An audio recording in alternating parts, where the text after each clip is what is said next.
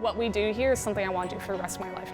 Being able to give back in that sense and like seeing like people that gave to you and then giving back to others, that's like a beautiful circle. The shop exists for the nonprofit functions. That's how I see it.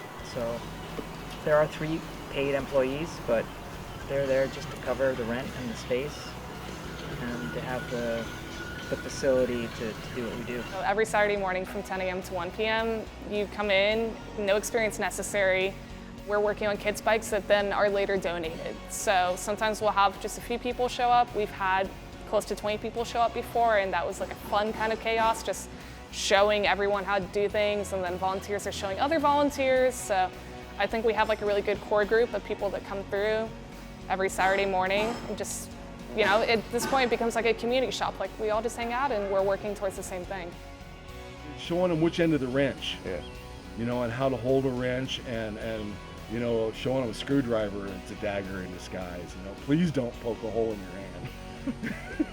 So, you know, showing the youngsters that are just starting college, just halfway through college, how to be useful, how to grab a hold of a tool, how to stick your finger in grease and not be too gooped out by it, you know, and how to give back to the community by holding a wrench.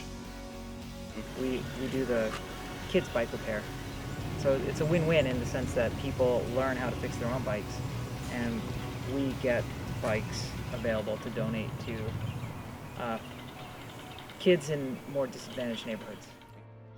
There was a mom who came in here with her son who had hearing aids, and it was really sort of the medical costs of things and just everyday things that go on that struggles. And she came in and her son wanted a bike, to want to learn how to ride a bike, and for me to fix up a bike for him was super impactful, just to see him riding around on it, despite that, you know, the struggles they've been going through. Yeah, there's some days where they're super tiring. Just a couple of days ago, I had to stay late. Someone was picking up a bike and I was like counting down the minutes. I'm like, I really want to go. And 15 minutes later, there's a little girl smiling because I put a helmet on her, and just that smile, like, yeah, it makes it worth it. My part is to encourage people to make the right decision, just like me. So the person gets the suggestion. You know, we can't force the decision of the person, right?